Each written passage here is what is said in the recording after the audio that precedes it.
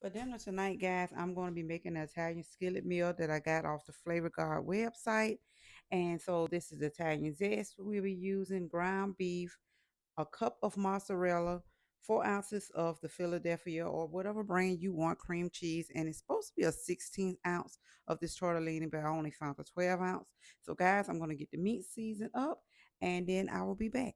I also forgot to mention that this ragu marinara sauce is going to be going in there as well. I have the ground beef cooking. I put some other seasonings on it as well. I put some onion, garlic powder, some salt, black pepper, and a little paprika because I put it on everything.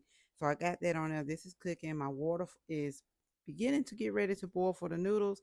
So while you are cooking the ground beef, you want to go ahead and let your noodles be cooking as well. So now, guys, you want to put in 2 cups of this marinara sauce. Give that a gentle stir. And as that's cooking down, you are going to come back and put in cream cheese and integrate that in. So, okay, guys, so I got the cream cheese in, and we're just gonna stir all this in until the cream cheese get real smooth. Noodles are almost finished, and as soon as they're finished, we are going to drain them and then put them off inside of here. And I should go on and mention that this is the time where you need to be letting your oven preheat to 350 because this dish is going to be going in the oven. Okay, guys, so I just got through folding in the noodles.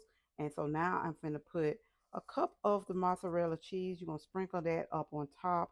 And then you're going to pop this in the oven for 10 minutes until bubbly.